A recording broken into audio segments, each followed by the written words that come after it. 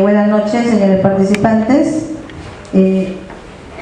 Esta noche tenemos a la doctora Fanny Elostábal Abelarde. La doctora es jueza especializada en familia en el tercer juzgado de familia de la Corte Superior de Lima Norte. La doctora va a desarrollar los temas de derecho y de familia, los niños, adolescentes, el derecho a la opinión y participación de los niños, adolescentes de la comunidad y desarrollo y protección integral de la familia. Por favor, un fuerte aplauso para la doctora Fanny Elostábal Abelarde.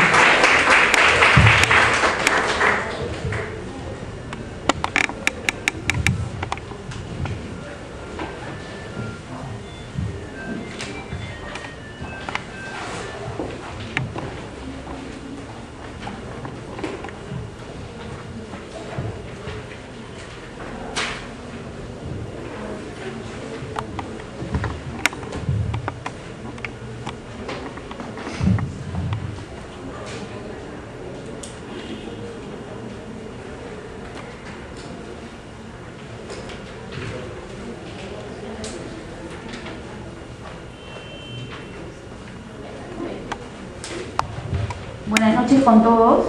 Disculpen un poquito la demora, lo que pasa es que el tráfico está terrible. Bueno, uno de los primeros temas que quiero tratar con ustedes, se entiende que vamos a hacer como un tipo de repaso y de recordar algo que ya hemos estudiado, y quizás con algunas resoluciones de casaciones o del Tribunal Constitucional podamos un poco recordar y podamos un poco aplicar lo que ya hemos estudiado. En cuanto al concepto de familia, ni el Código Civil ni nuestra legislación, incluyendo la Constitución, contienen una definición de ello. Sin embargo, el artículo 4 de la Constitución vigente señala pues, que el concepto jurídico de la familia es un asunto natural y fundamental de la sociedad. Esto es, desde ya comienza a dar una protección a la familia. El artículo 233 del Código Civil del 84 también señala lo siguiente: La regulación jurídica de la familia, nos dice, no nos habla de un concepto, pero ya se hace mención a la familia, tiene por finalidad contribuir a su consolidación y fortalecimiento en armonía con los principios y normativas de la Constitución Política del Perú. A nivel internacional, en el artículo 16, incluso les he traído, disculpen, les van a entregar, no sé si después para el material, lo que pasa es que ha llegado un poquito tarde, pero sí les dan unas resoluciones también del Tribunal Europeo de Derechos Humanos también. Ya. El artículo 16 de la Declaración Universal de los Derechos Humanos señala, ¿no?, los hombres y las mujeres a partir de la edad núbil tienen derechos sin restricción motivada en la raza, nacionalidad o religión a casarse y a fundar una familia. Esto es, ya vemos que desde la Declaración de la Universal de los Derechos Humanos hablan de la familia, consagran lo que es la familia y el deber del Estado a proteger a la familia. El Pacto Internacional de los Derechos Civiles y Políticos también señala que es el elemento natural y fundamental de la sociedad, tal como se recoge en nuestra Constitución. El artículo 17 de la Convención Americana de Derechos Humanos, ¿qué nos señala? La familia es el elemento natural y fundamental de la sociedad y debe ser protegida por la sociedad y el Estado. E indica que el derecho a fundar una familia se ejercerá siempre que se cumplan con ciertas condiciones requeridas. Entonces, vemos que desde la Constitución de 1933 ya se habla de la familia. Obviamente en la Constitución del 79 y en la Constitución de 1993 también. Así, en la Constitución de 1933, ¿qué tipo de normatividad o qué artículos hacen alusión a la familia? El 51 nos dice, el matrimonio, la familia y la maternidad están bajo protección de ley. ¿Qué nos dice en el artículo 52? El deber primordial del Estado, la defensa de la salud física, mental y moral de la infancia. Si bien es cierto, hay dos artículos, hay un capítulo primero que habla de las garantías nacionales y sociales, ya se está introduciendo y se está tomando en cuenta a la familia como la base fundamental de la sociedad y con la protección del Estado. Luego, en la Constitución de 1979, ¿qué tipo de principios podemos decir que ya viene consagrando? El principio de la igualdad formal de la mujer. Ustedes saben que en una época anterior, nosotros las mujeres, pues prácticamente las comunidades de piedra, nosotros no teníamos derecho a nada. Luego, posteriormente, con la dación de la Constitución de 1979, pues se hace una consagración formal de las igualdades de la mujer. También nos hablan del principio de protección del matrimonio, que más adelante vamos a verlo en base a algunas resoluciones. El principio de la igualdad de derechos y deberes de los hijos, ya no se habla de hijos matrimoniales ni hijos extramatrimoniales, ahora son todos los hijos, tienen los mismos derechos, ya no se debe tocar ese nombre de matrimoniales y extramatrimoniales, solo cuando legalmente, necesariamente tenga que darse, ¿no? Y el principio de reconocimiento de las uniones de hecho. Sabemos que las uniones de hecho antes no eran conocidas como sociedades en las que tenían derechos los concubinos o las personas que se unían en base a ciertos requisitos y ciertas condiciones. En la Constitución de 1979, como ustedes lo ven ahí, en el título primero se habla de derechos y deberes de la persona. En el capítulo 2 se hablan de la familia, del artículo 5 al 11. Igualmente, habla del principio de protección del matrimonio. La familia, dice, debe ser protegida por la sociedad y el Estado.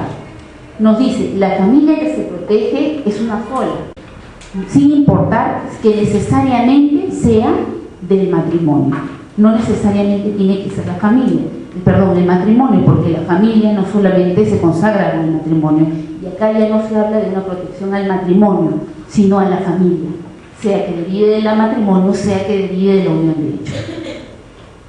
Y el principio de reconocimiento de las uniones de hecho en el artículo 9, una unión, como sabemos, entre varón y mujer libres de impedimento matrimonial, que tienen que tener ciertas condiciones que determinan la ley, que es una unión de hecho que no da origen a una familia tan literalmente así, sino que es considerada como tal en la medida que exista, dice, un matrimonio, para que de esta manera haya una sociedad de gananciales. o sea, se le asemeja a un matrimonio, pero en lo que corresponde a las sociedades gananciales, a lo que corresponde a los bienes que puedan haber adquirido. En la Constitución de 1993 se recogen ya los mismos principios: el principio de promoción del matrimonio, la igualdad de derechos civiles de los hijos, pero ya se habla también del reconocimiento de las familias ensambladas, pero no tanto porque se establezca en la Constitución, sino porque vamos viendo que si bien la Constitución establece una cosa, las resoluciones del Tribunal Constitucional van señalando otras cosas que están de acuerdo a nuestra realidad, pero que lamentablemente un poco a veces la normatividad se queda un poco atrasadita con lo que la jurisprudencia señala. Y también, lógicamente, está el reconocimiento integral de la unión de hecho, como el mismo tribunal también señala en su resolución. En cuanto al principio de promoción del matrimonio, nos dice: el matrimonio es reconocido como principal, pero no única fuente de familia. Se fomenta la celebración del matrimonio bajo la forma civil. O sea, ya no se habla tanto, se suprime la forma de familia y no se habla del matrimonio religioso, sino netamente del matrimonio civil.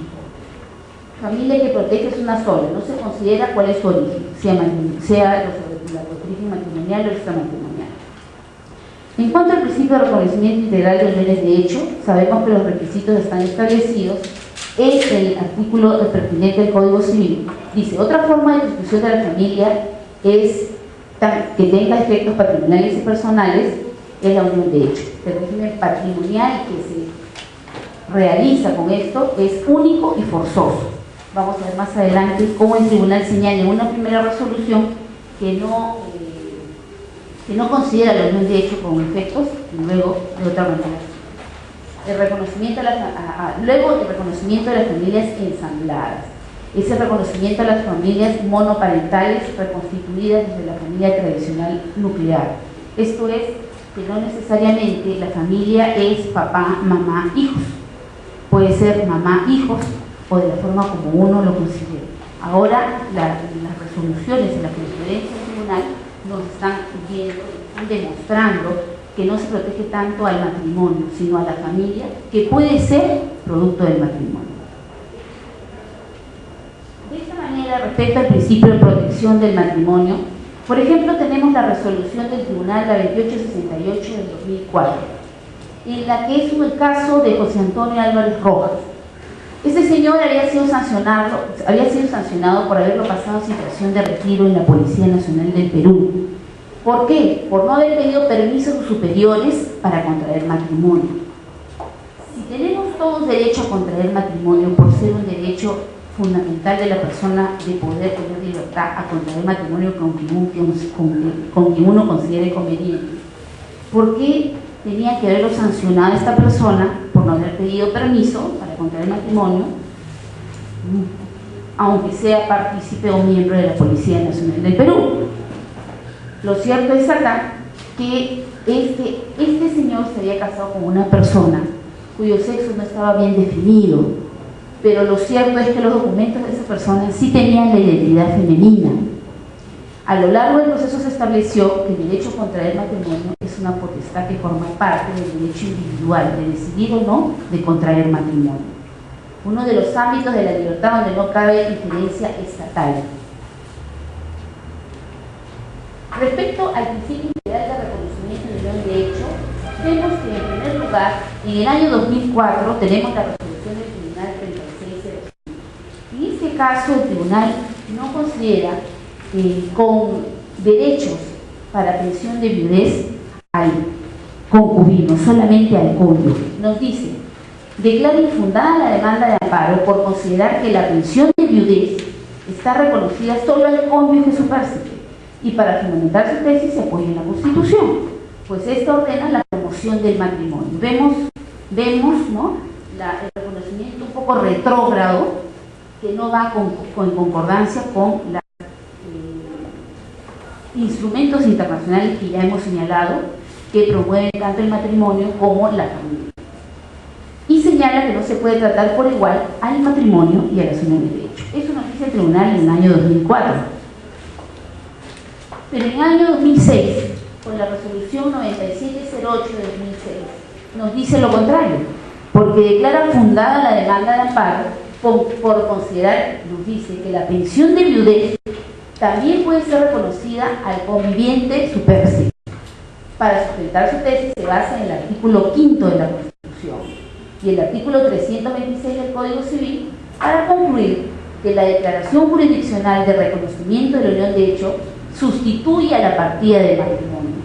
En tal razón le corresponde la pensión de viudez, a veces de considerar que las pensiones tienen calidad de bienes que integran las sociedades gananciales, porque obviamente sirven para el sustento de la familia. ¿Qué entendemos al principio de las familias ensambladas o reconstituidos con la Constitución de 1993? Se originan a partir de un segundo matrimonio o de una segunda unión de hecho, cuando uno o ambos integrantes de la pareja tengan hijos de otro compromiso. Esta configuración de la familia no tradicional en nuestra sociedad tiene mayor peso ahora sí en nuestra sociedad, ¿no? Es así que el tribunal en el año 2006 emite la resolución 9332, el conocido caso Reinaldo Scholl Pérez. Resulta que un señor solicita el carnet familiar del centro naval para su hijastra, pues se encuentra casado con su señora madre y vive con esta como si fuera su padre, pues tienen una familia reconstituida, ensamblada, como quisiéramos llamarlo. El término es irrelevante. Lo que pasa es que viene una pareja, viene la otra, se unen, o uno tiene hijos, o el otro tiene hijos, o ambos tienen hijos. Entonces acaba el asunto. Si uno de ellos dos, de los padres, quiere reconocerle ciertos derechos a estos hijos, ¿tendrán derechos o no tendrán derechos igual que los hijos habidos de la pareja? Es ahí que el tribunal señala, pues, tienen una familia reconstituida. Le debían el pedido, porque él quería sacar ese carnet a su hijastra, y en virtud de esa acción de amparo, señala que dicha actitud es un acto discriminatorio. Señala el tribunal que en estos contextos donde la hijastra se ha asimilado al nuevo núcleo familiar, tal diferenciación deviene arbitraria y contraria a los postulados que obligan al Estado y a la comunidad a proteger a la familia. Todos pasan a formar una nueva identidad familiar. Los hijos de los dos compromisos o los hijos de uno de ellos, tal como haya ido a la unión. Este es el principio de protección especial de la niñez, de la adolescencia. Ese es el primer tema en cuanto a los nuevos criterios de interpretación del derecho de familia. Pasemos ahora a ver y repasar lo que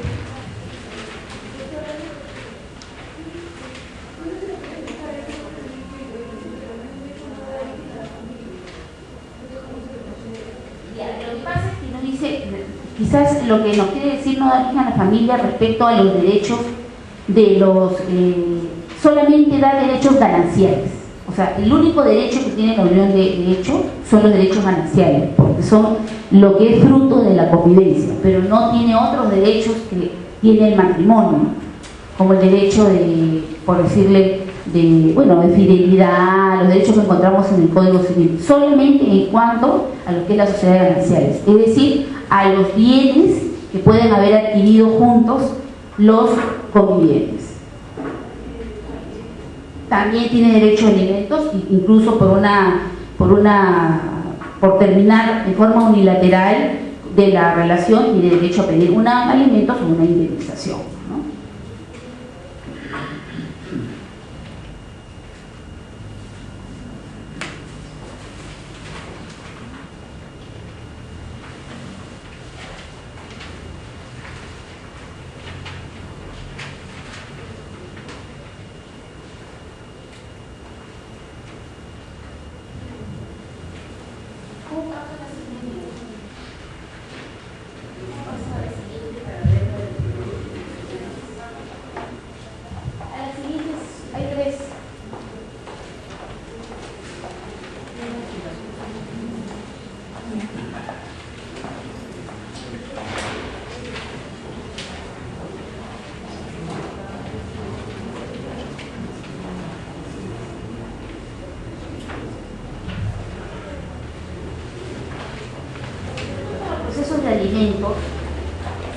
todo Estado lo que se quiere es resolver que la Administración de Justicia sepa y tenga cierta forma de resolver los conflictos entre las personas de manera justa y eficiente. Y obviamente vemos que hay un obligado, hay un alimentista y hay una persona obligada a los alimentos. Entonces, mientras que la relación esté correcta entre una relación de pareja o aún cuando no lo sea, pero hay una obligación de prestar esta obligación natural y inexcusable como son los alimentos, pues todo irá bien cuando uno cumple con su obligación alimentaria. Sin embargo, cuando hay problemas, cuando hay desavenencias, cuando hay una irresponsabilidad de parte del progenitor o de la progenitora, es ahí cuando debemos recurrir al juez. Ahora, ¿qué tipo de criterios debe tener el juez de familia para que pueda resolver estos procesos de alimentos? Que aun cuando algunos piensan que siguen siendo engorrosos, que siguen siendo sumamente tediosos, no es así. Sabemos que la normatividad en cuanto al Estado peruano ha emitido una serie de disposiciones que han agilizado estos trámites de alimentos. Obviamente siempre tenemos que tener en cuenta la carga procesal de los juzgados, no solamente del juzgado de familia que conocemos en segunda instancia, sino también de los juzgados de paz letrado, pese a la subespecialización incluso que se ha dado ahora. Entonces dice que los jueces de familia o los jueces de paz, en este caso, que ven en primera instancia los procesos de alimentos, deben tener una serie de características, llamémoslo así. Por ejemplo, ¿cuál? Una sensibilidad propia, que pueda sacar su conclusión de la trama familiar que se está dando en el momento del proceso. Porque vamos a ver una serie de sentimientos encontrados, de irresponsabilidad, de violencia, de quizás separaciones, divorcio, todo ello vamos a ver dentro de la trama familiar en el que está en el medio los alimentos, en el que hay un alimentista y en el que hay un obligado. Sabemos que el derecho a alimentos es una obligación natural, que no es tanto por una cuestión de solidaridad humana, sino también porque lo impone la ley, no solamente, digamos, al prójimo, porque en el hijo alimentista y en el caso de los hijos no reconocidos, pues basta con que haya la presunción de que ha habido relaciones sexuales en la época de concepción. Entonces no es necesario que sea el padre o que esté determinado como padre para que le dé los alimentos, pero sobre todo porque está impuesto por la ley. Entonces, dentro de las obligaciones de los padres, no solamente está de proveer alimentos propiamente dicho, sino también educación, sustento, vestimenta, habitación, recreación, capacitación y todo lo que concierne a los alimentos y que ayuda al desarrollo integral del menor. Hoy del mayor lo vamos a ver también en este caso. Entonces, es necesario que a pesar de la crisis o del momento que venga atravesando el Poder Judicial, es necesario acudir a los órganos jurisdiccionales, reclamar celeridad como se hace y lo vamos a explicar en un momento qué tipo de normatividad nueva nos trae en los procesos de alimentos. Por ejemplo, muchas veces se expiden preceptos normativos que en vez de hacer menos engorroso el trámite, lo hacen más. ¿Por qué? Si vemos esta última modificatoria de la Ley de Conciliación, señaló en un primer momento, en primer lugar tenemos que ya no se necesita abogado para presentar una demanda de alimentos. Tenemos la defensa cautiva, un formato único gratuito que acudimos al juzgado de paz letrado y llenamos la ficha correspondiente, sin necesidad de firma de abogado. Sin embargo, cuando se emite este decreto legislativo, al modificar la Ley de Conciliación, nos dicen que para todos los procesos de familia era necesario adjuntar acta de conciliación, ¿no? Entonces, si no, la demanda iba a ser declarada improcedente. Esa es una de las modificaciones de esta ley.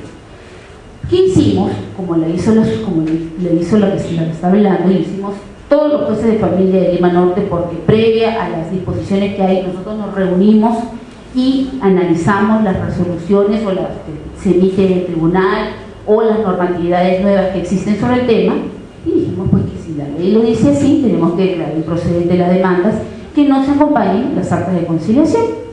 Sin embargo, ustedes saben que el ente rector de estos asuntos de conciliación es el Ministerio de Justicia. El Ministerio de Justicia, ante, me imagino, también el reclamo de los litigantes, los justiciables, de los mismos abogados. ¿Qué pasó? Que el Ministerio de Justicia emitió un pronunciamiento como analizando e interpretando, un poco jalado de los pelos, quizás un poco, no poco claro, sinceramente, para mi entender, pero emitió un pronunciamiento, ¿no? Y acompañado de eso, pues, salió una casación, ¿no? En el que se estableció que efectivamente no se necesitaba actas de conciliación para procesos de familia. Pero aparte de esto, creo yo que también está el criterio del magistrado. Si de un lado nos señalan que hay una normatividad que se trata de simplificar los procesos de alimentos, en el que se está dando la posibilidad al alimentista que pueda acceder a un formato único gratuito en los juzgados de paz letrado, entonces, ¿cómo? Si existe otra ley que dice, no, tienes que presentar un acta de conciliación en que en muchos casos tiene que pagar por los servicios del abogado conciliador, ¿cómo voy a aplicar ese criterio y voy a declarar procedente la demanda de alimentos? Podría haber declarado procedente la demanda de tenencia, de régimen de visita, de divorcio, pero no de una demanda de alimentos. No era congruente.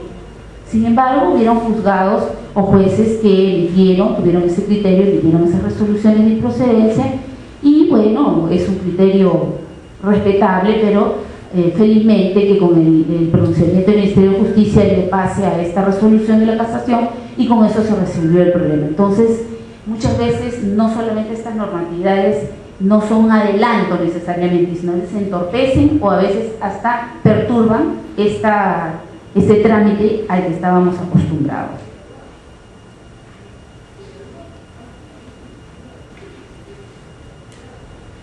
Sabemos pues que los alimentos no solamente se da para el menor alimentista, de acuerdo a las características que hemos señalado, sino también se dan desde los gastos del embarazo, durante el parto y durante la etapa del posparto. Se funda, pues, como señalamos, en una obligación natural que se consagra tanto en el Código Civil como también lo podemos encontrar en el Código de los Niños y Adolescentes.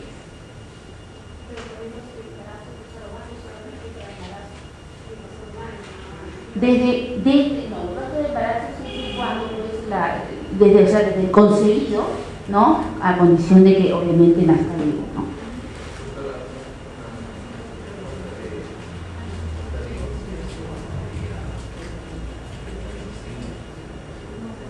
No, lo que pasa es que la ley señaló, antes la ley decía que si no se acompañaba el acta de conciliación era inadmisible.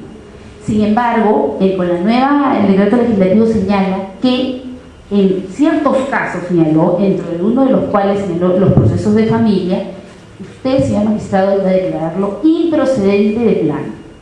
Entonces, si vamos a una interpretación literal y en cuanto sistemática, porque no había ningún otro artículo que señalara lo contrario, entonces teníamos que aplicar lo que decía la ley, ¿no? Ahora, la interpretación que da el Ministerio de Justicia habla de un plan piloto que ellos dieron con la finalidad de ir poco a poco aplicándolo del acta de las conciliaciones, es lo que trajo quizás diversas interpretaciones. Entonces esto conllevó a que, no sé si la ley fue clara o no, pero se aplicó de esa manera, ¿no? Pero en todo caso también el Ministerio de Justicia es el ente rector de las conciliaciones y podrían haberse tomado en cuenta este pronunciamiento. Incluso nosotros nos reunimos como jueces de familia en Lima Norte para que se trate de que no un juzgado admita la demanda y otro juzgado no admite la demanda. Uno lo declara inadmisible de acuerdo a su criterio y otro lo declara improcedente. Se trata de que todos tengan un pronunciamiento claro, jurisdiccional uniforme. Entonces, ¿qué hicimos? Justamente estábamos analizando esa situación, incluso con el juzgado de familia de Lima, y sabemos que uno u otro juzgado estaban aplicando declarar inadmisible. Pese a que la ley no decía que lo declares inadmisible, bueno, ellos estaban declarando inadmisible para darle esa oportunidad. Pero de todas maneras se obligaba al alimentista que quizás con el poco dinero que tuvieran, irse a un centro de conciliación que quizás le cobre, porque no necesariamente tienen que tener conocimiento que también hay centro de conciliación gratuito, y tenga pues que incluso solventar ese tipo de trámites antes de que tenga que dárselo al alimentista, ¿no? Pero sí puede verse quizás por criterio del magistrado haberse aplicado el inadmisible, ¿no? Porque en todo caso había ese pronunciamiento del Ministerio de Justicia. Entonces, sabemos también que los mayores de edad también pueden solicitar alimentos, ¿no? Siempre y cuando, por ejemplo, decimos que de la concepción hasta los 18 años de edad por regla general. Pero cuando más allá de los 18 años de edad, cuando hay una incapacidad física, cuando hay una incapacidad mental, o cuando se esté siguiendo una profesión o un oficio con éxito, nos dice la ley, ¿no? Ahora nos preguntamos qué significa con éxito, ¿no? Puede ser un 11, puede ser un 14, puede ser un 18 de nota, ahora el mínimo es 14. Ahora, también señala alguna jurisprudencia que no necesariamente tenga que probar que se esté estudiando una profesión o un oficio, sino también estudios preparatorios para esa profesión o para ese oficio. En lo que corresponde a mí, yo le he sentenciado a esa manera. Salud. Entonces, pues, vemos que hay una obligación del Estado, no solamente porque lo dice el Código Civil, lo dice el Código de los Niños y Adolescentes, lo dice básicamente la Convención sobre el Derecho del Niño, que hay una obligación del Estado de preservar los alimentos del menor y del mayor incapaz o que tenga necesidades de profesión o de oficio que esté estudiando. Pero que básicamente, no solamente protegerlo, sino también obliga al Estado peruano de que dicte una serie de normatividades y de normas que trate de que ese irresponsable, de que esa persona obligada no cumple con su obligación alimenticia, lo haga. ¿Cómo? Dictando una serie de normas que conlleven a hacer más ligero y quizás más fácil el trámite de alimentos.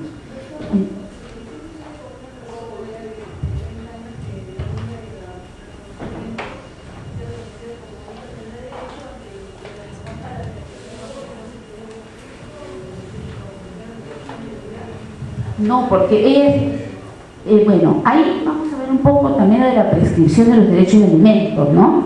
Que justo iba a tocarlo al final, la resolución del tribunal ya se ha emitido al respecto. Pero, si se supone que tiene 30 años, ¿no? Esa persona nunca demandó alimentos. No es que demandó y dejó ahí que pasara la liquidación de pensión de delegada. Que la reconozca como hija, o sea, no es hija reconocida. Ya, sí puede pedir que se le reconozca como hija reconocida, eso sí.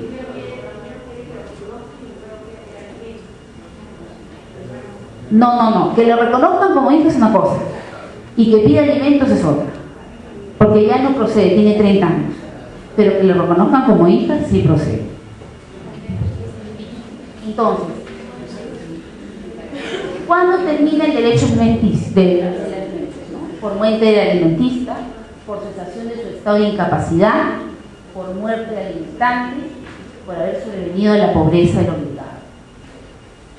En el caso de los mayores de edad, en el caso también de la esposa, que incluso ya supuestamente cesó esa obligación alimenticia porque ya se divorció, por ejemplo, ¿no? Por regla general, a la esposa no le corresponden los alimentos cuando ya se divorció.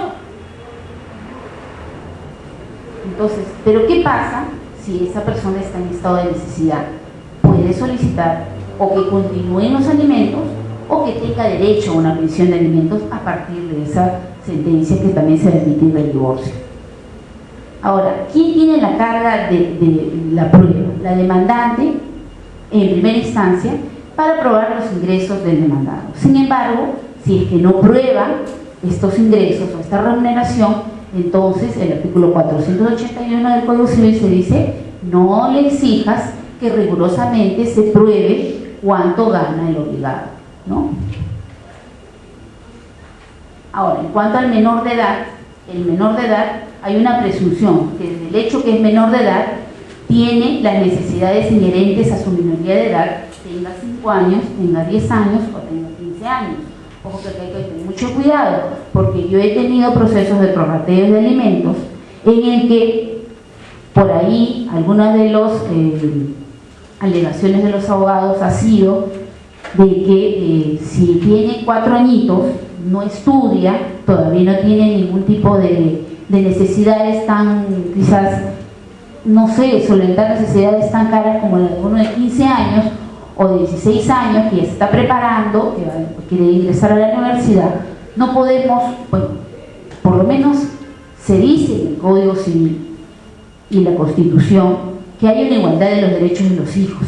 Entonces, ¿cómo yo puedo dilucidar que un niño de 3 años o un niño de 15 años o un adolescente de 15 años tengan diferentes necesidades? No lo puedo hacer, porque la Constitución dice todos los hijos tienen iguales derechos.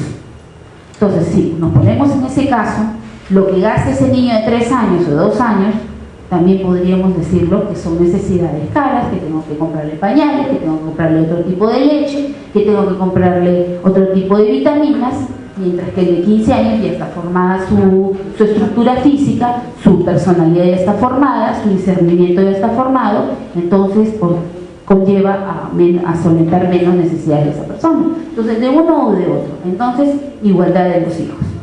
No podría caber acá que a uno le den un 20% y a otro le den un 10%. O sea, por lo menos creo que habría que fundamentar bien eso. Sabemos que el trámite de los procesos de alimentos es en la vía del proceso único, ¿no? Se aplica supletoriamente en las disposiciones del Código Procesal Civil respecto al proceso sumarísimo, pero si en caso que haya un tipo de discernimiento, se aplica lo del proceso único para los 3 alimentos menores de edad. Por ejemplo, de la defensa cautiva es una de las normatividad vigente de nuestra legislación. El juez de paz letrado ahora ve tanto los alimentos de hijos reconocidos como de hijos no reconocidos. El juez de familia ve en segunda instancia. Por ejemplo, si dentro de la audiencia única hay un reconocimiento del padre respecto a la paternidad del niño, entonces el juez está obligado a remitir copia certificada de ese reconocimiento a la municipalidad correspondiente para que inscriba el reconocimiento ante la RENIEC o ante la municipalidad pertinente. También sabemos que inmediatamente, sentenciado el proceso, señalada una determinada monto alimenticio, el juez oficiará al Banco de la Nación o a alguna entidad bancaria que podría considere correspondiente. De repente es que generalmente el Banco de la Nación, pero por ahí de repente el alimentista señala que prefiere que sea en otra entidad bancaria, que quede más cerca a su casa o que le es más cercano o más factible, tiene una cuenta ahí abierta. Creo que hay discrecionalidad como para emitir ese oficio a esa entidad bancaria, pero con la finalidad de que ahí se deposite el porcentaje que va a ser descontado del haber mensual o de la remuneración o de los ingresos totales del demandado. El embargo sabemos que puede ser hasta 60% de los ingresos o de la remuneración del obligado. Ahora, antes había la necesidad de que el alimentista solicitara al juez que remitiera copias certificadas o que le entregara las copias certificadas para que esa persona derivara las mismas al fiscal provincial penal. Ahora hay la obligación del juez de que inmediatamente, ante el incumplimiento del obligado de las pensiones alimenticias devengadas, tiene que remitir las copias certificadas al fiscal penal con la finalidad de que asuma sus atribuciones. ¿Cómo? ¿No? Haciendo la investigación correspondiente con la finalidad de que se le abra una investigación en un futuro proceso de omisión de asistencia familiar.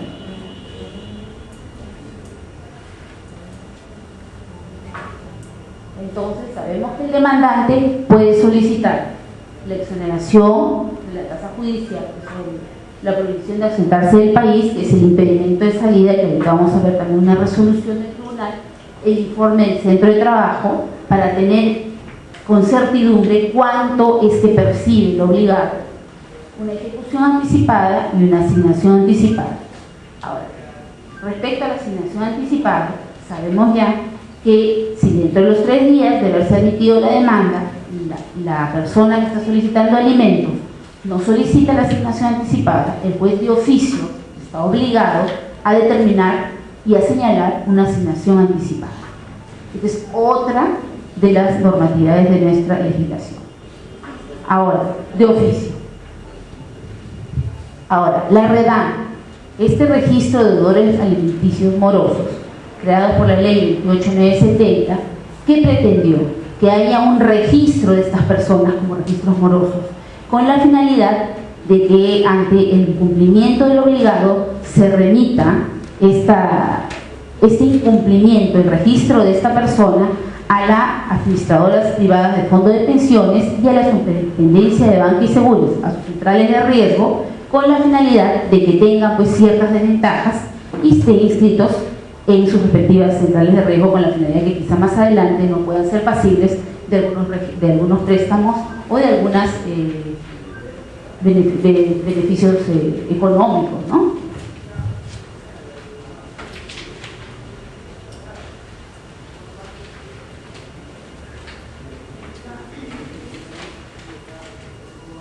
Sabemos que en cuanto a los hijos extramatrimoniales también se puede solicitar alimentos, porque no necesariamente la persona tiene que irse al proceso de filiación, puede irse al proceso de alimentos, ¿no? Está dentro de su discrecionalidad irse al proceso de alimentos, antes que el proceso de filiación, y solicitar y probar, ¿no? Pretender probar que el niño ha sido habido dentro de la época de concepción del niño, en cuyo caso no se determinará que el obligado, el supuesto padre, el obligado es el padre del niño, sino se establecerá que por haber tenido relaciones sexuales en la época de la concepción y hay esa presunción, entonces tendrá que pasarle o acudirle con una pensión alimenticia a ese niño.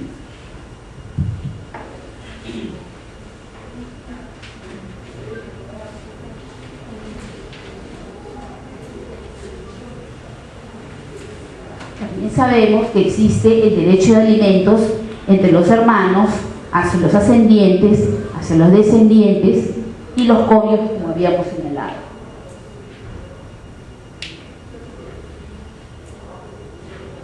En los casos de divorcio sabemos que no solamente... ¿Sí? Sí. Ahora, dentro de los alimentos sabemos que también puede haber un prorrateo, puede haber un aumento o puede haber una reducción o puede haber cambio de prestar en la forma de prestar la obligación alimenticia, ¿no?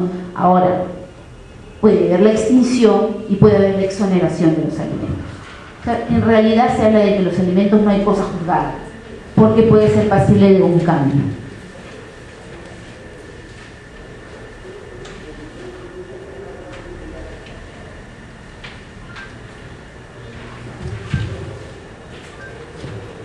En cuanto a la sentencia, hay varias sentencias respecto a alimentos que ha emitido el tribunal.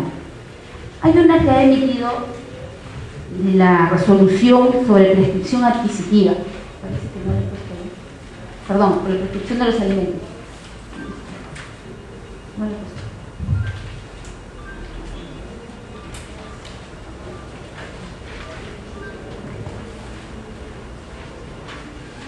En esta resolución,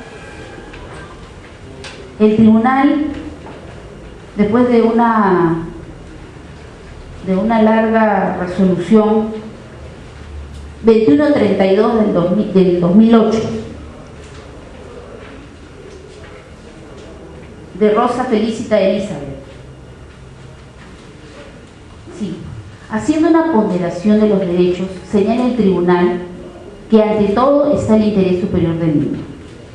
Esto es, que aun cuando sea a los 2 años, que aun cuando sea a los 10 años, ese derecho que no accionó la madre, porque generalmente es la madre quien solicita, no accionó cuando debió hacerlo, no podemos sancionarlo con la prescripción, o sea, con la posibilidad de que ya no pueda cobrar esos alimentos, de ninguna manera. Está superponiéndose el interés superior del niño y de esta manera no hay prescripción de las liquidaciones de pensiones devengadas, como muchas veces lo han solicitado. En todos los casos, en lo que a mí corresponde, siempre los he dictado improcedentes, incluso antes de que se haya emitido esta resolución, en aplicación del interés superior del niño. Bueno, el tribunal ha emitido esta resolución del 9 de mayo del 2011, el 9 de mayo del 2011, donde señala y hace una muy larga fundamentación de cada uno de los derechos que amparan, de cada uno de los derechos, de los principios en los que se fundamenta, hace un examen de necesidad, aplica control difuso, dice, y hay un voto, sí, del magistrado Gomón Callirgos, en el que solamente hace una fundamentación de un párrafo diferente, pero en realidad está en lo mismo. Entonces vemos acá que 2132 del 2008. No le he puesto ahí. No le he puesto ahí. Ahorita vamos a explicar lo que está acá. Es la 2132 del 2008-AA. De Ica Rosa Felicita Elizabeth Martínez García. Ahora sí vamos a ver.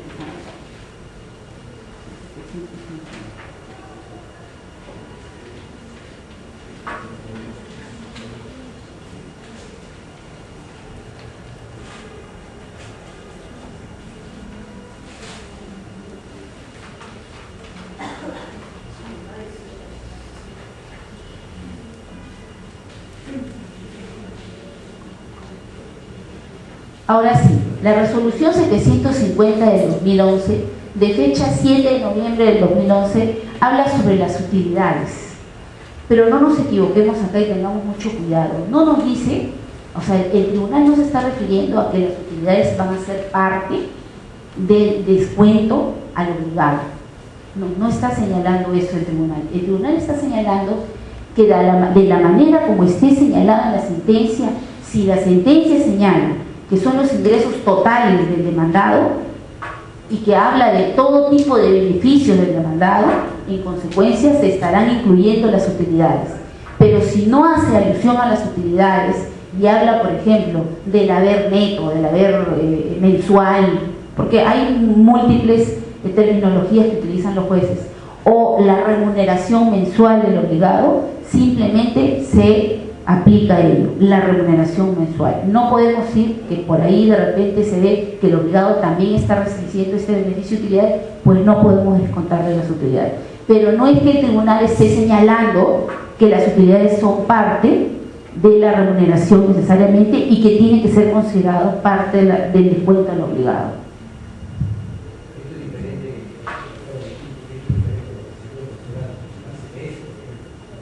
Claro, lo que pasa es que en esta resolución señala y hace una diferenciación entre lo que es ingresos laborales y no laborales, en lo que es ingresos remunerativos y no remunerativos. Entonces, en base a eso, comienza a dilucidar qué son los beneficios cuando señalamos y otros beneficios que obtenga el obligado: movilidad, utilidades, bonos, ¿no? O también, por ejemplo, cuando decimos de los ingresos totales del obligado, puede percibir una renta de alquiler de un determinado inmueble, puede recibir también prestación de servicios profesionales por otro lado, aparte de estar trabajando en otra dependencia, ¿no? Entonces, no nos olvidemos que no está dando posición respecto a las utilidades como algunos abogados han considerado y lo están tratando de repente.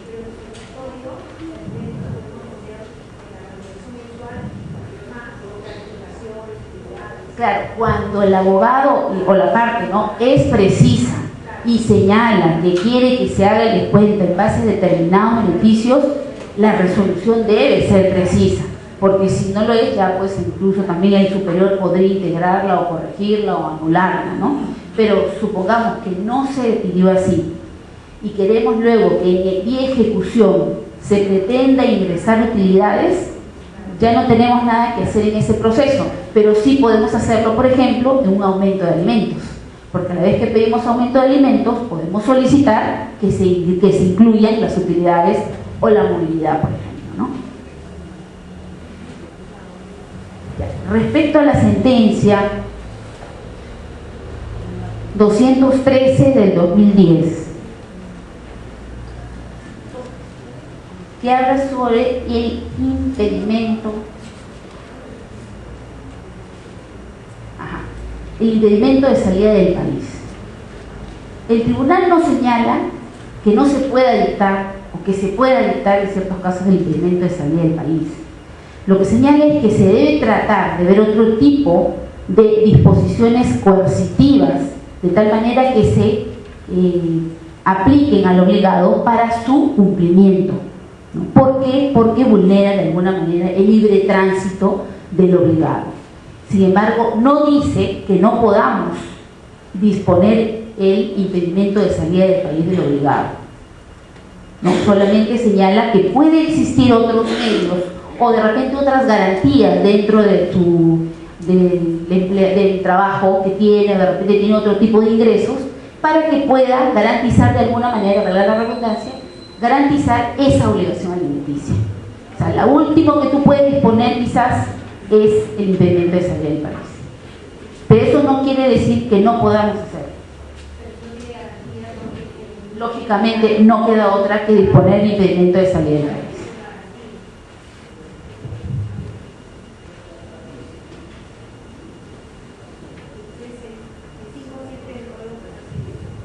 Sí. Luego la sentencia 4493 del 2008. En esta sentencia se declaró la nulidad en un proceso de alimentos porque se redujo una pensión de alimentos por un padre, respecto de un padre de su hijo, dado que había contraído matrimonio y su nueva esposa tenía 3 hijos. Se puede prestar alimentos y atenciones a los hijos afines, pero con manifestaciones de solidaridad. La legislación trasgredió la legislación vigente al admitir pruebas en un proceso de alimentos. Asimismo, cuando sostiene como evidente, dice el tribunal, el hecho de que el demandado tiene el deber de contribuir con la manutención de los hijos de su ahora esposa. Esto es, que en ese proceso se redujo la pensión, pero no porque hubieran otros hijos o otro tipo de reducción de sus obligaciones o de sus ingresos, sino de que habían otros hijos de la esposa y que de tal manera, como había un principio de solidaridad de parte del obligado, entonces se redujo las demás pensiones respecto a los hijos habidos de la pareja. Poco que quizá también podría entrar respecto a las familias ensambladas, ¿no? Si se está reconociendo ese derecho de las familias reconstituidas, entonces podríamos hablar también de esto, ¿no? Y la sentencia 3017 del 2009, de fecha 12 de octubre del 2009, ¿qué señala? Nos dice el tribunal que en atención al principio del interés superior del niño, este principio garantista y de carácter internacional, está permitido que de oficio incluso se permita la actuación de la prueba genética del ADN. Claro que podemos decir, no guarda relación con los puntos controvertidos. Sin embargo, está permitida y no hay ninguna transgresión ni al debido proceso, ni al derecho de defensa, ni ningún derecho de ninguna de las partes. Eso nos quiere decir en esta sentencia. Todo en base al interés superior del niño.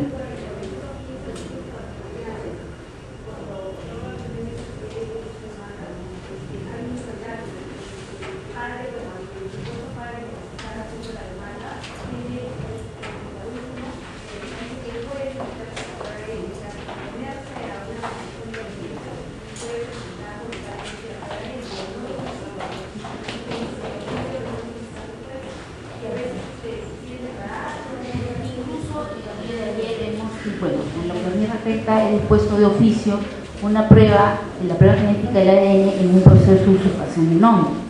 ¿Por qué? Podría decirse que no guarda relación con los puntos controvertidos, porque en la usurpación de nombre no lo ha reconocido. Simplemente la parte lo que desea es que se excluya su nombre que aparece de la partida como padre, no que se le quite los apellidos a la niña, porque no la ha reconocido, entonces no hay ningún reconocimiento. Pero ¿qué sucede? Si el demandado me señala en la audiencia que al final él tiene dudas sobre la paternidad de la niña, yo no puedo hacerme de oídos sordos. ¿Qué está por encima de todo? El interés superior del niño. Entonces, si él está dispuesto a pagar una prueba de ADN, o incluso muchas veces puede ser que la otra parte también quiera solventar en una forma prorrateada, pues se puede disponer de oficio, y no por eso se está vulnerando el debido proceso, ni la fijación de los puntos controvertidos, ni el derecho de defensa de la parte. En cuanto a la opinión de los niños, un poco para repasar lo que dice la Convención sobre Derechos del Niño, sabemos que es la opinión, ¿qué es lo que señala nuestro Código de los Niños y Adolescentes? Se le escucha y se toma en cuenta lo que dice nuestro niño, nuestro adolescente. No determina la decisión final de un proceso judicial, pero sí se tiene en cuenta, ¿no? Por eso dice que el bienestar del menor consiste en el óptimo desarrollo de su personalidad a través de sus ejercicios fundamentales. Nos dice, entre otros de los artículos de la Convención sobre Derechos del Niño, que el menor tiene derecho a ser oído, tanto en el ámbito familiar como en cualquier procedimiento, incluso administrativo. En los procedimientos judiciales, dice, las comparecencias del menor se realizarán de forma adecuada a su situación. Ahí vamos a ver incluso hasta las edades de los niños, porque algunos señalan que cuando tiene 4, 5 o 6 añitos, ¿cómo vas a pretender entrevistar a un niño de esa edad? Pero tampoco podemos ser tan determinantes para decir que un niño de 5 o 6 años no puede expresarse, porque a veces un niño de 4 años se expresa mejor que un niño de 6 años.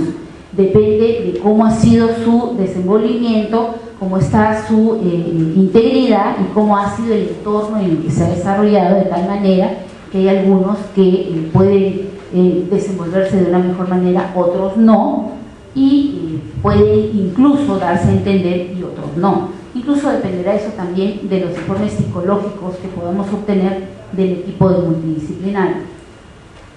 Nos dice también del respeto a la opinión del niño, ¿no? El niño tiene derecho a participar y a emitir su opinión en todos los asuntos que le correspondan, en las instancias judiciales y las autoridades, ante las autoridades administrativas que hemos señalado, y todos tenemos que asegurar esa participación. Ahora, no solamente un régimen de visitas, no solamente en una tenencia, en un consejo de familia, el niño tiene voz y voto, y es partícipe y es miembro del consejo de familia, y tiene derecho a ser entrevistado y a dar su opinión respecto, por ejemplo, con qué familiar quiere permanecer, o con quién ha estado viviendo y con quién se ha venido desarrollando mejor. El reconocimiento del derecho de información junto con los derechos de libertad de opinión y de expresión están instituidos en el artículo 19 de la Declaración Universal de Derechos Humanos. Esto es que el derecho a la opinión del niño no solamente lo encontramos en la Convención sobre el Derecho del Niño, en el portal, en el Código de los Derechos del Niño, sino también ya en la Declaración Universal de Derechos Humanos. Es un derecho inherente al menor y al adolescente.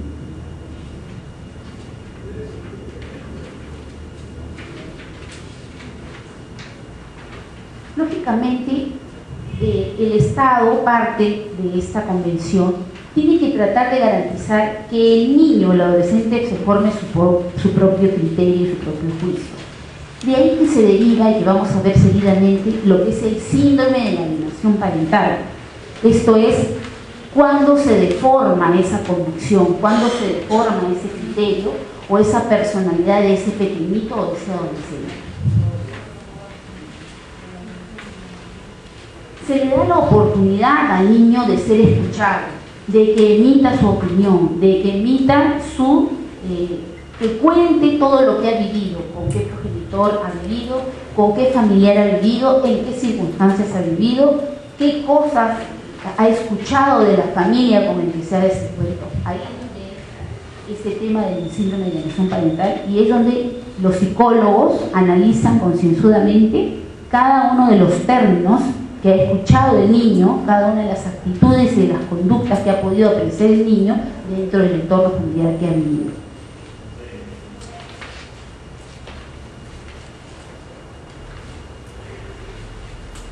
Acá nos dice, no hay una edad, o sea, en la Convención de Derechos del Niño y ningún otro instrumento internacional y nacional señala que haya una edad mínima ni máxima. bueno, si tiene que máximo menor de edad, ¿no? Pero, o sea, no es, por ejemplo, que lo pueda hacer de 4 añitos a 12 añitos, porque el de 13 ya no tiene esa capacidad de discernimiento, o el de 3 años no tiene capacidad de discernimiento. Lógicamente que un niño de 1 año, 2 años, no, obviamente que no, porque ni siquiera a veces habla, ¿no? Pero, digamos, las edades que están en la edad mínima están entre los 4, 5, 6 años. Antes era muy usual que se comenzara a entrevistar al niño a partir de los 6 años. Ahora se entrevista hasta de los 4 años, porque son niños que se desenvuelven muy bien y se dejan entender. Entonces, eso es importante, porque el niño dice lo que ve, lo que observa, y la convicción que él se forma dentro de su pensamiento que aún se está formando. Lógicamente, cuando es producto de prisión, de coacción, es ahí donde ya hay una distorsión de lo que es su opinión. Entonces, quisiera pasar, no se ha podido, quiero analizar uno de los primeros casos que hubo de carácter internacional, que es la sentencia del caso de Skolch contra Alemania. Esta sentencia la dictó el Tribunal Europeo de Derechos Humanos. Es jurisprudencia internacional que es muy importante y que incluso debería ser leída por los magistrados, porque no existe ahorita la alienación parental. La alienación parental ha existido hace mucho tiempo. Lo que pasa es que quizás recién se está pronunciando los entes jurisdiccionales respecto a este tema, y quizás recién los psicólogos están aplicando este tipo de conclusiones de alienación parental. El caso es el 25735 del año 94. Sabemos que el Tribunal Europeo de Derechos Humanos aplica lo que es el Convenio Europeo de los Derechos Fundamentales. Entonces, en este caso, la sentencia del Tribunal Europeo de Derechos Humanos fue favorable a un padre al que se le había delegado el régimen de visitas, sobre la base de las declaraciones de su hijo de 5 años de edad, que era víctima del síndrome de alienación parental. En diciembre de 1986, cuyos padres conviven juntos sin estar casados, en junio de 1988, los padres se separan y la madre se va con su hijo a vivir a otro lugar. A partir de julio de 1991, la madre impide que el padre pueda ver a su hijo. El padre empieza un largo calvario judicial para lograr que se reconozca su derecho de visita. Ojo, estamos en 1991. Quería que se le reconozca su derecho de visitas, puesto que las sucesivas instancias de los tribunales alemanes le denegaron constantemente todo tipo de pedido de parte del padre. Por último, recurre al Tribunal Europeo de Derechos Humanos, y en esta sentencia, dictada en julio del 2000, le da parcialmente la razón, porque le impone el Estado alemán el pago de una indemnización. Para entonces ya habían pasado 10 años que había dejado de recibir. ¿Cuáles son, previa traducción, cuáles son algunos de los fundamentos de esta resolución del 13 de julio del 2000? El demandante alegó que la denegación de acceso a su hijo nacido fuera del matrimonio, vean ustedes los términos que utiliza esta sentencia, nacido fuera del matrimonio, constituía una infracción del artículo 8 del convenio. ¿Y qué nos decía el artículo 8 del convenio, no? Transfiere el artículo 8, el artículo 6 y el artículo 16. El artículo 8 decía: toda persona tiene derecho al respeto de su vida privada y familiar, de su domicilio y de su correspondencia. No podrá haber injerencia de autoridad pública en el ejercicio de este derecho, sino en tanto en cuanto esta injerencia esté prevista por la ley y constituye una medida que en una sociedad democrática sea necesaria para la seguridad nacional. Como padre de ese hijo habido fuera del matrimonio, nuevamente nos dice, se había vulnerado porque había sido víctima de discriminación respecto al artículo 14 del convenio. ¿Y qué decía el 14? El goce de los derechos y libertades reconocidas en el presente convenio ha de ser asegurado sin distinción alguna, especialmente por razones de sexo, raza, color, lengua, religión, opiniones, etc. El 30 de junio del 97 la comisión declaró parcialmente admisible la demanda. El demandante, ciudadano alemán, nacido en 1947 en Hamburgo y es padre de este niño C, nacido fuera del matrimonio el 13 de diciembre de 1986, el 9 de enero de 1987 el demandante reconoce la paternidad y acepta la responsabilidad y el mantenimiento del niño. Desde noviembre de 1985, el demandante convivió con la madre del niño y con el hijo mayor de esta. En junio de 1988, la madre abandona la vivienda con ambos niños. El demandante siguió viendo frecuentemente a su hijo hasta julio de 1991.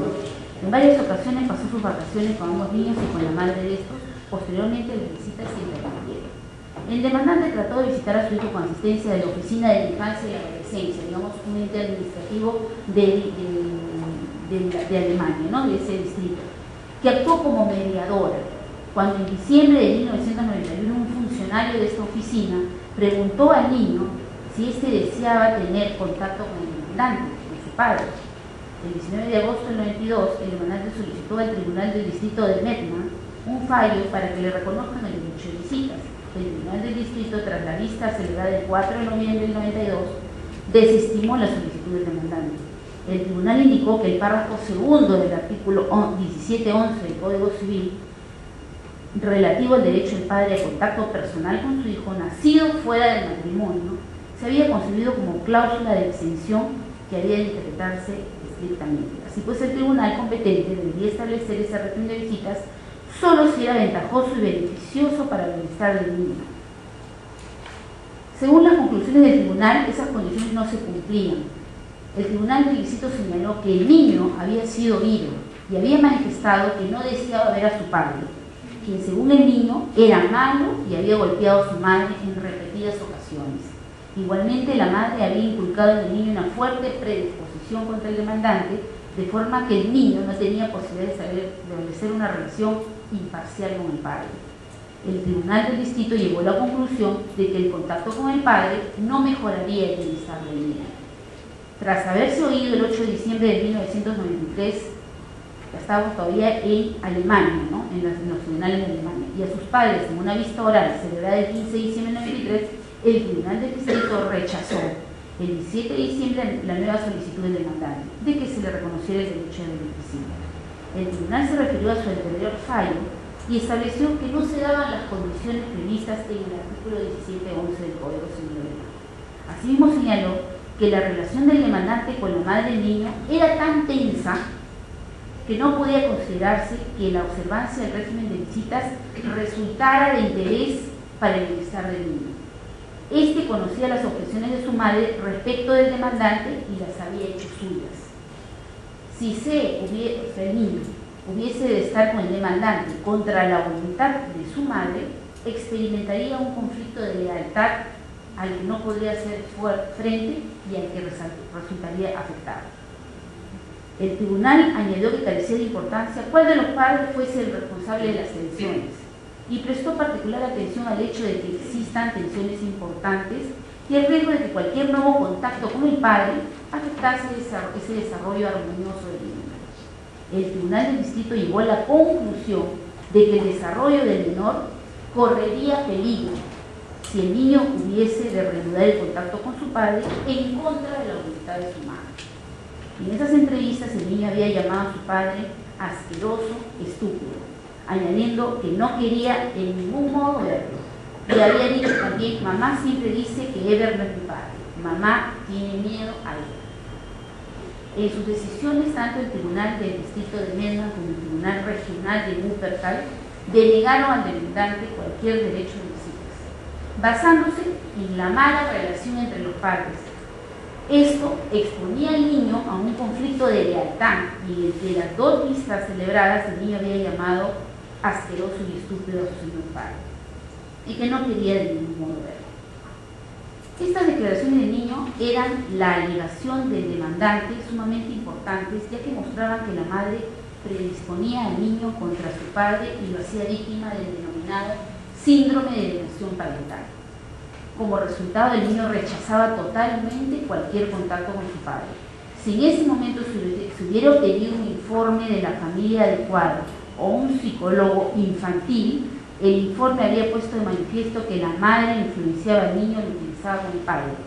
Por esta razón, las decisiones de ambos tribunales de no designar un experto como había tenido el demandante y recomendado a la Oficina de la Infancia de Alemania, no solo constituía una violación de los intereses del padre, sino también de los del niño, ya que el contacto con el otro padre coincidía con el mejor interés del niño a medio y largo plazo. Hasta ahí vemos que se basan prácticamente las resoluciones emitidas en los tribunales alemanes, que esa falta de relación normal y armoniosa entre padres, ya no entre esposos o convivientes, sino entre padres, como padre y madre, era tan importante, ¿no?, para que el niño no pueda tener la relación, en este caso, con el que no vivía, que era con el padre, ¿no? Ahí ya veíamos el término del signo de la alienación parental, y era importante que se realizara ese tipo de informes psicológicos donde se determinara si había o no había alienación parental, lo cual se delegó y no se realizó en estos tribunales de Alemania. Entonces tuvo el señor que ir hasta el Tribunal Europeo de Derechos Humanos para que después de 10 años recién se emitiera siquiera una resolución a su favor. Al denegar al padre el derecho a visitar a su hijo y fallar a favor de la madre, a quien se le había concedido la custodia en exclusiva, los tribunales alemanes, incluido el Tribunal Constitucional Federal, faltaron al deber constitucional del Estado de proteger a sus ciudadanos, dice el Tribunal Europeo, contra las violaciones de sus derechos por individuos particulares. El Estado es obligado a exigir la observancia de los derechos humanos. Y había una discriminación acá también, porque en todo caso, en todas las resoluciones del Distrito Federal, el Tribunal de Alemania, se hablaba del hijo habido fuera del matrimonio, del hijo habido fuera del matrimonio. Una resolución de ese tipo no se podría admitir, dado que había un acto discriminatorio, no de las resoluciones alemanas, de la normatividad alemana, ¿no?, de los instrumentos internacionales de décadas que tienen que ser respetados por el país de Alemania también, porque han sido suscritos y ratificados por el país. El tribunal recuerda que la noción de familia, con arreglo a esta disposición, artículo 8 del convenio, no se limita a las relaciones basadas en el matrimonio y puede abarcar otros lazos de familia de facto cuando las partes viven juntas sin estar casados. Eso nos dice, pues, acto discriminatorio. Un niño nacido de tal relación forma parte ipso iure de esa unidad familiar desde el momento de su nacimiento y por el mismo hecho de ese nacimiento. Así, entre el niño y sus padres existe un vínculo equivalente a la vida familiar. En el presente caso, el tribunal observa que los tribunales nacionales competentes de Alemania, al denegar la solicitud del demandante de no establecerse un régimen de visitas, no está viendo la tenencia, está viendo un régimen de visitas, un acercamiento a su hijo, basándose para esa denegación en las declaraciones del niño, que decía que era asqueroso, que era estúpido, y una serie de palabras que había escuchado en el entorno familiar materno y de la madre, interrogado por el tribunal de distrito a la edad de aproximadamente 5 y 6 años, en las ocasiones respectivas, tuvo en cuenta las tensas relaciones entre papá y mamá, juzgando que no importaba quién fuese incluso responsable de las tensiones. O sea, no importaba si la responsable era la mamá. La cosa es que la relación entre ambos era tensa. Y concluyó que cualquier contacto afectaría negativamente las visitas o las relaciones del padre y el hijo. La comisión sostuvo que las alegaciones del gobierno demandado, la comisión es un grupo de magistrados de diferentes nacionalidades, pero que no necesariamente representan a los estados partes, ¿no? Respecto a esta distinción entre padres casados y no, implícita en el artículo 2, dice en el párrafo 2 del artículo 17-11 del Código Civil, no bastaba para la denegación del régimen de visitas. A juicio de la comisión, el solicitante, al invocar ese derecho a visitar a su hijo, se hallaba en una situación comparable a la del padre que tras el divorcio no ejerciere el derecho de custodia. Sin embargo, mientras que con arreglo a la legislación alemana, el padre divorciado tenía derecho a régimen de visitas, salvo si ese régimen era contrario al bienestar del niño, el padre natural, porque ese padre no era casado con la señora, solo tenía derecho al régimen de visitas si ese régimen redundaba en el interés del niño.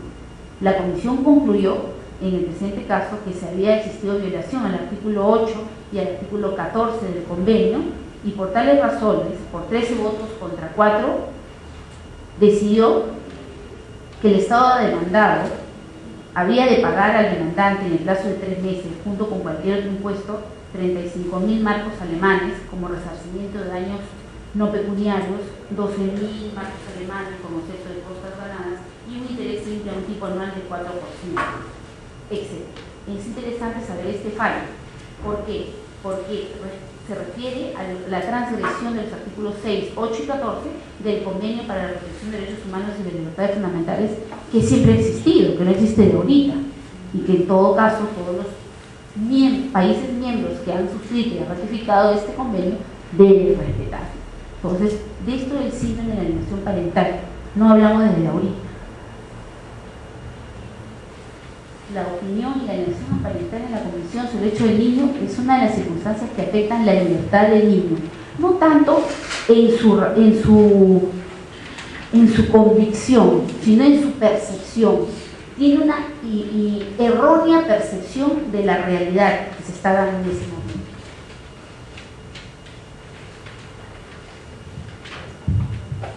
He traído acá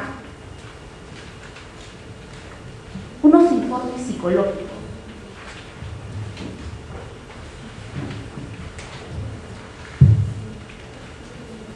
que desarrolla el equipo multidisciplinario respecto al síndrome de alienación parental. ¿Qué es lo que analiza el psicólogo?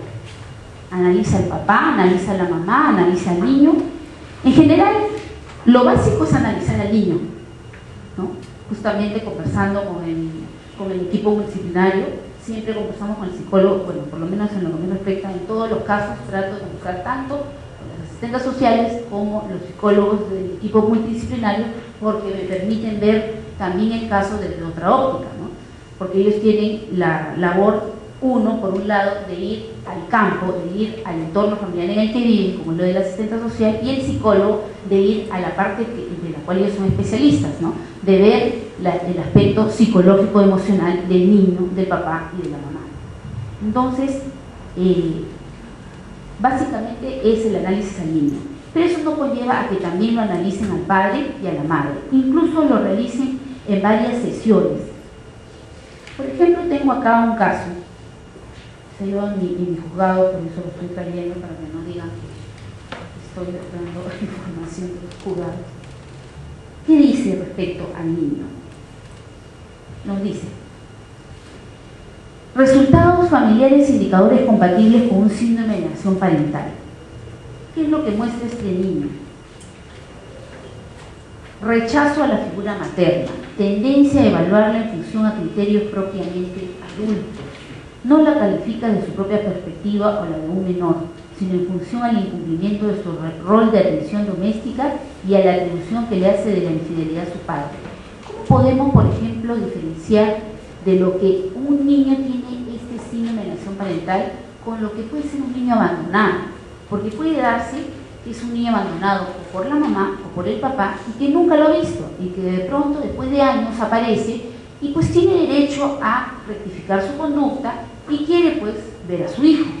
Entonces, la actitud que nosotros podemos incluso también observar en las entrevistas de los niños y adolescentes, porque en el caso del juzgado Ricardo lo hacemos con el psicólogo presente, es de una situación de indiferencia, ¿no? Bueno, pues no lo veo, no sé, ese es su hijo, creo que se llama Juan, quizás alguna vez, creo que era mi papá, por ahí me enseñaron una foto, pero la forma como él manifiesta su concepto respecto al papá, supongamos en este caso, por no ser feminista, ¿no? Pero al papá, porque estadísticamente hablando es así, es diferente al que tiene síndrome de alienación parental. El niño que tiene síndrome de alienación parental muestra un odio, un rechazo enérgico. Es más, hasta muchas veces lo vemos que pareciera que está litigando ahí, porque dice: a mí nadie me va a obligar a que me vaya con mi mamá. Yo no la quiero. ¿Por qué me va a obligar? ¿Quién me va a obligar? Uno le está preguntando, le están hablando de que cómo te desenvuelves en el colegio, pero mi mamá le pegaba a mi hermanito, pero mi mamá me dejaba encerrado en la casa y no me daba de comer, pero mi mamá. Entonces es evidente esa conducta de un rechazo total al padre con el que no vive, que dice que supuestamente está pidiendo o bien la tenencia o bien un régimen de visitas.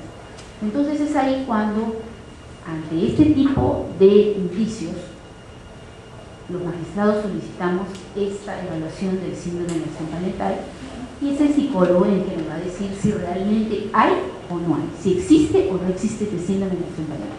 Y por ejemplo, en este caso en el que estamos analizando, el niño dice, ella mentía un poco, decía que iba a trabajar, pero mentía, se acostó con un señor cuando estábamos en la calle jugando, no se daba cuenta que no cocinaba, que no hacía nada, solo dormía. La señora, porque así es la terminología con la que se dirigen a ese padre o a esa madre con la que no viven, es de rechazo y es un poco dura, ¿no? La señora, ella, esa. La señora es la que me dejó en mi cuarto con mis menores hermanos encerrados mientras estábamos muy mal. Y mi papá nos recogió y nos curó, nos planchaba la ropa, nos ayudaba en nuestra tarea. Giovanna, no sé su apellido, no tengo relación con nada con ella. Cuando la señora quiso votar a mi papá, sentí un poco de pena por él. Mi papá la recogió y le dio cariño mientras se estaba acostando con un hombre que paraba en la puerta. Eso a mí me decepcionó. Quiero estar con mi papá Henry porque me da cariño y amor. Ha ido algunas veces a verme, pero la forma no me gusta. Es que cuando viene, llora. Viene y dice, hijito, ven, vámonos. Al día siguiente no viene. No viene y lo encuentro a José desnutrido, dice, con zapatillas viejas. Ella no tiene tristeza de nada, solo quiere estar con nosotros. Yo no quiero estar con ella, lo único que te puedo decir. Solo trae una bolsa de yogur y cuando abrí la tapa estaba contaminada. ¿De dónde pues va a sacar un tipo de conversación? Ella lo que quería hacer es hacernos mal y pensar que mi papá tuvo la culpa de comprarme ese yogur. Por eso mi papá nos lleva a Metro y nos compra el yogur bueno. La única vez me llevó a un parque y me aburrí en febrero. Ella se iba a trabajar y no se preocupaba por nosotros. Un amigo de mí siempre me daba comida, que siempre ella no está. Era muy bueno y decía, ¿por qué no vas con tu papá? El amigo de la mamá, ¿no? Mi papá a veces se sentía triste y arrepentido por no vernos. Él siempre nos cuidaba, nos cocinaba, nos atendía, nos hacía jugar, nos daba juguetes. Él tenía tiempo los sábados y los domingos. Era un señor que no trabajaba. Ambos trabajaban en la tarde, él estaba libre. La señora solo estaba en el colegio. Ella no se preocupaba por nosotros. Limpiaba y no llamaba al teléfono, pero ella prometió llamarnos y no quiso. Ella tenía un poco de descanso y no quería ni contestarnos ni por una razón. En mi casa están preocupados, me han aconsejado, me han dicho, no sé lo que me dijeron. Me dijeron, hijo, si tienes oportunidad de quedarte con nosotros, es tu decisión. No me han mencionado que diga estas palabras para ella. Me han mencionado que yo tome mi decisión. Mi decisión es quedarme con mi papá, que la señora nunca venga a la casa. Ya no tengo vida con ella, ya no quiero. ¿Cuáles son las recomendaciones de esto que más o menos ha señalado el niño? Lo encontrado en la evaluación del menor lo muestran como un menor con claras características de un síndrome de alienación parental. Porque todos los exámenes psicológicos no salen de esa manera tan certera del síndrome de alienación parental, ¿no? Algunos salen, como vamos a ver en otra recomendación, un poco más quizás dudosos o nos deja al criterio del magistrado que diga hubo o no hubo. Es una de las cosas que estábamos conversando con los psicólogos que yo creo que deberían decirnos si hubo o no hubo síndrome de alienación parental, porque eso, ¿no? Da pie a que las defensas de las dos partes pues puedan observar estos informes psicológicos y quizás pueda un poco entorpecerse el trámite del proceso, ¿no? Refleja haber recibido influencia externa y adulta que ha alterado su autónoma y correcta percepción de su realidad. Mantiene un insano rechazo a la figura materna y busca anularla de su esquema familiar y esfera de vida. O sea, no quiere verla para nada, suplantándola con otra figura del entorno paterno en el que actualmente vive. Por lo general, ustedes verán que hay una tía, hay una abuelita, hay una madrastra, hay una nana, ¿no? Pero siempre hay alguien con la que dicen, ella es mi mamá. Ella es mi mamá, porque yo la llamo mamá, ¿no? Ella es mi mamá. Ella me peina, ella me arregla, ella me va a pasear, ella se preocupa por mí. Lo anterior, ya dice, se han reforzado tales actitudes en el menor de tal manera que se ha visto empoderado, pudiendo reaccionar con actitudes de abierto rechazo o agresión hacia su progenitora, o de criticismo y desafío ante la posibilidad que se contravenga lo que asume como cierto. Lo anterior configura un atentado sobre la psique del niño y un uso instrumental de su persona que afecta el sano y adecuado desarrollo de su personalidad. De ninguna manera puede ser psicológicamente favorable y sano que un niño crezca con una percepción así de su madre, y tampoco puede ser psicológicamente adecuado un entorno que promueve directa o indirectamente con su actuación o inacción dichas actitudes y sentimientos en un niño. Se recomienda derivar al niño a un centro de salud para el trabajo de su afectación, al programa MAMI del Hospital Cayetano Heredia o al Instituto Nacional de Honorio Delgado Quirino Noguchi. Sugerimos igualmente identificar adultos con la capacidad de generar un entorno de mayor estabilidad y salud mental para el niño. En otro caso del informe psicológico, se hacen una serie de test sumamente interesantes en el que incluso nos lo adjuntan con los dibujos. No son tan explícitos, y nos dicen: en la menor, esta niña tenía, me parece, 4 o 5 años, pero vieran ustedes la influencia negativa, este fue mi caso también, la influencia negativa del padre. Yo no puedo decir si es negativa o buena, ¿verdad? Era una influencia de tal manera que la niña no quería ni siquiera despegarse del papá, ni de la abuelita. Sin embargo, eso era cuando el padre estaba presente. Sin embargo, cuando nosotros llevamos las entrevistas, abogados y las partes esperan afuera, precisamente por uno de los preceptos que señala la Comisión de Derecho del Niño. No debe permitirse ningún tipo de influencia, coacción, ningún tipo de escenario de alguna manera perturbe la tranquilidad del menor. Entonces, si ve al papá y a la mamá y en el medio va a estar hablando, o por más que esté de espalda, de todas maneras sabe que toda la gente está atrás. Entonces, eso no es lo ideal. No es porque uno quiera de repente vulnerar el derecho de defensa de las partes, porque está la fiscal, está el psicólogo, muchas veces hasta la asistente social se llama, y el niño.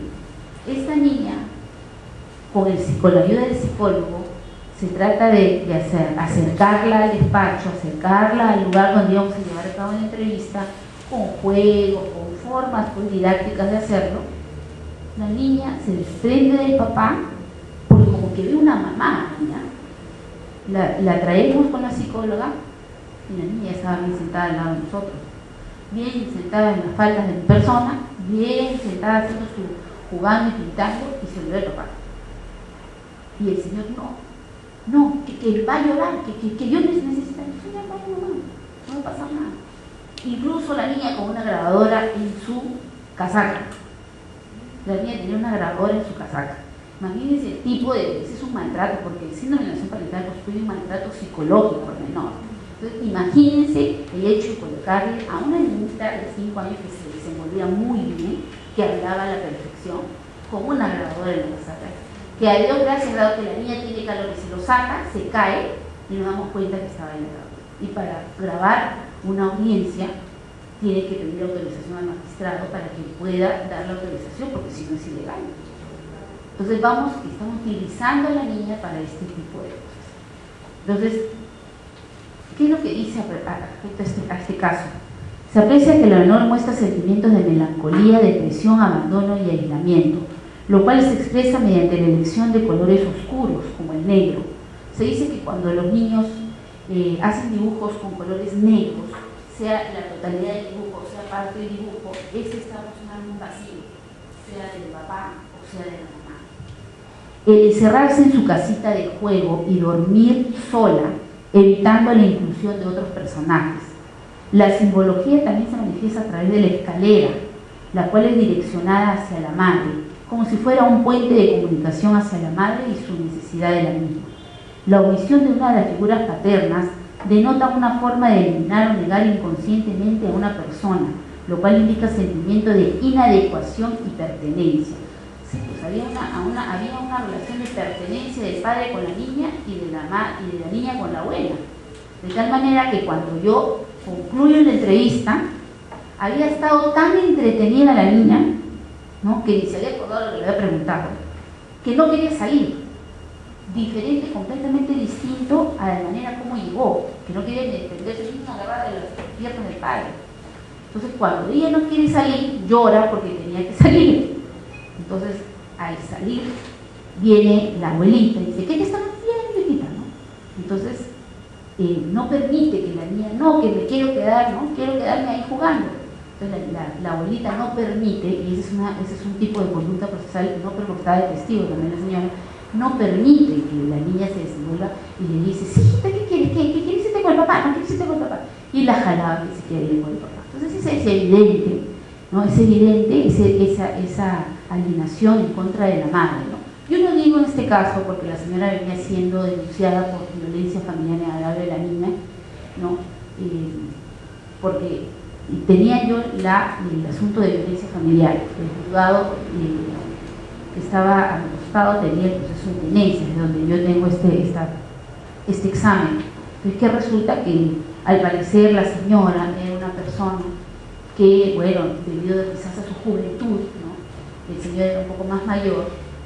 No quiero justificar la conducta de la señora, pero también hay que ponernos en todos los sitios que necesariamente la descalificaba como madre, como por ejemplo para pedir la tenencia, porque ella estaba pidiendo la tenencia de la niña. Nos dice también: es importante mencionar la hostilidad inicial de la menor hacia su madre, la cual empieza a menguar durante las sesiones subsiguientes. Como fueron yendo al psicólogo, conforme iban yendo, esa niña comenzó a ser más ligera su relación con su mamá, a ser más, así de ser, jugaba con la mamá, se acercaba a la mamá. Ahí está pues la labor muy importante del psicólogo que hace que haya una interacción entre la mamá, el papá y el niño. Ellos ven en qué momento es oportuno que se junten los tres, se junte mamá con la niña o se junte el papá con la niña. Dice: el incluir en el juego a una hermana imaginaria, eso es lo que hacía la niña, inconscientemente nos indica su necesidad de afecto, de inadaptación, inseguridad e inadecuación. Sin embargo, en la última sesión apreciamos que esta es desplazada ante la inclusión por primera vez de la figura materna en el juego, dándole un rol de protección a la madre. La menor muestra una lealtad y apoyo hacia su padre, y viceversa, creándose una simbiosis entre ambos. La menor no identifica a la señora Coronel como su madre, sino como Rosa, y a la señora, a la abuelita, como la mamita. El padre tiende a etiquetar a su hija, sí. Incluso a la niña la habían llevado con el psicólogo y con el psiquiatra. Y el psiquiatra es médico, pues. Y el psiquiatra como médico medica. Siempre el psiquiatra va a medicar. Y menos, más, tal o cual pastilla, pero va a medicar. Entonces esa niña tomaba pastillas, según el señor, porque necesitaba, dada su fragilidad, su debilidad. No es que así la había dejado la madre, en esas circunstancias de fragilidad la había dejado la madre, ni por eso necesitaba tomar pastillas, porque tenía una irritación y se volvía totalmente irreverente y rebelde, que se descontrolaba y él colapsaba y no podía controlarla. Entonces era necesario que tomara esa pastillita. Yo no sé en qué gran medida le habrá dispuesto el doctor psiquiatra, pero es que el psiquiatra siempre medica, ¿no? Por eso decía que el padre tendía a etiquetarlo pues como frágil, como que necesitaba de su cuidado, de su protección, y que tenía mucha y una estrecha fidelidad entre ambos, ¿no? Y un acercamiento entre ambos. El padre se muestra defensivo, rígido, directivo, sugerente, indicando todo lo que debe realizar, lo cual denota su actitud autoritaria, indicando qué es lo que debe hacer. La menor mostraba ansiedad de su padre. El padre no es consciente del daño psicológico que supone a su hija, de ninguna manera. El señor de ninguna manera era consciente de lo que estaba haciendo. Él estaba convencido de que la actitud que estaba teniendo era la adecuada ante la pérdida del otro progenitor, desplazando tal daño sobre la madre, mostrándola como causante del conflicto. El padre muestra ansiedad y tensión durante el intercambio entre madre e hija. ¿Qué pasa? Que en los momentos en que el psicólogo trataba de acercar a la mamá con la niña sin la intervención del papá, el padre reclamaba. Incluso se fue a las autoridades de control, porque ¿por qué razón la niña interactuaba sola con la madre? Porque él no podía estar presente. Entonces eso era una potestad del psicólogo. El psicólogo ve en qué momento y en qué circunstancias hace tipo de este tipo de relaciones con la mamá, con el abuelito, con el tío o con quien el psicólogo considere conveniente. Puede llamar al tío o a la abuelita también para interactuar en determinadas evaluaciones. El padre tiende a desplazar toda la culpa hacia terceras personas, hacia quienes suscriben la madre de la menor, no tomando conciencia de sus propias actitudes y evidenciando una limitada capacidad de sí. Se observa que un código de lenguaje del padre y de la niña no coinciden, tanto ambos hablan ideas diferentes, no existiendo una correlación con el diálogo. La madre se muestra tensa, vulnerable ante el primer contacto con la menor, motivo por el cual en la primera sesión intenta forzar un acercamiento con su hija.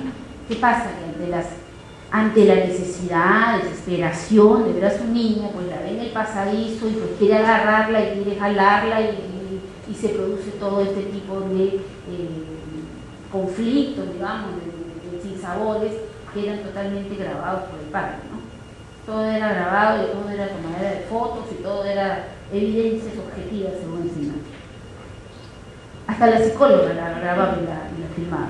La madre procura el acercamiento no solo hacia la niña, sino también hacia el padre.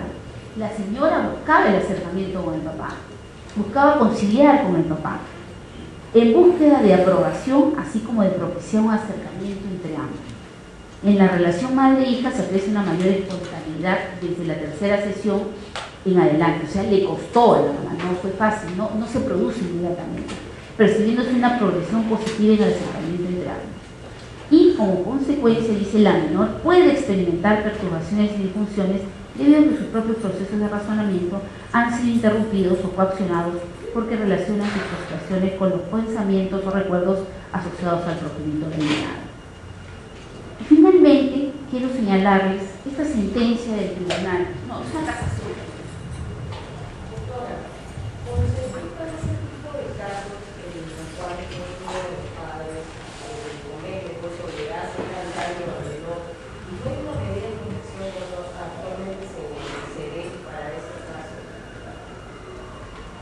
Bueno, yo pienso que si una de las partes alega que hay ese signo de alienación parental, ¿no? Y ya tiene su, bueno, yo le digo lo que yo podría hacer,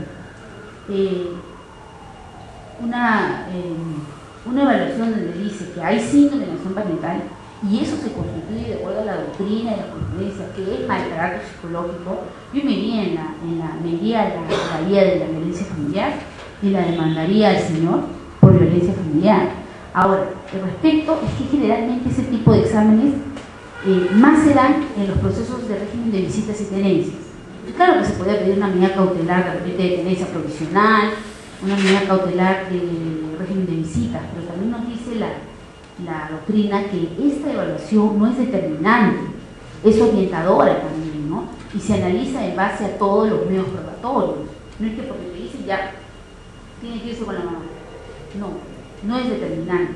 Entonces tienes que evaluarlo con todos los medios probatorios, pero eso no conlleva que por otro lado puedas hacer valer su derecho y puedas solicitar una violencia familiar por maltrato psicológico y eso acompañarlo al proceso y tanto continúa, o en base a eso pedir una medida cautelar, incluso de régimen de visitas, porque creo que lo que debe importar a los padres y deben entender es que muchas veces cuando ya ha tenido quizás no un lapso demasiado extenso, pero un lapso determinado, viviendo con el otro progenitor, hay una costumbre, porque el niño de costumbres también. Entonces, ¿qué sucede?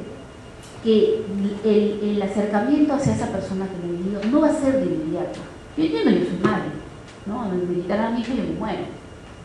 Entonces, ¿qué pasa? Yo les entiendo desde el punto de vista emocional, psicológico, cuando vienen al despacho a decir, o también en caso de padres, generalmente son las madres, pero también hay padres que vienen y lloran y dicen que se les ha quitado su hija, que toda la vida han vivido con ellas, que de pronto vino la mamá, después de años se la llevó, la vio toda bonita, ya crecida, y se la llevó, y se la llevó así, ni más y más. Entonces, lo importante es comenzar a tener ese acercamiento. Entonces, eso muy difícil se va a hacer con una tenencia provisional. Entonces, dentro del proceso de tenencia, no hay ninguna normatividad que prohíba que pueda solicitar el régimen de visitas provisionales, ¿no? Yo sé magistrados que han declarado improcedentes, pero una acción no se contrapone con la otra, porque lo que queremos es que en tanto este proceso sigue, ¿no? Y va a seguir quizás años, meses, y porque la carga, y que porque demora el examen psicológico, y que por la huelga, yo necesito ver a mi hija.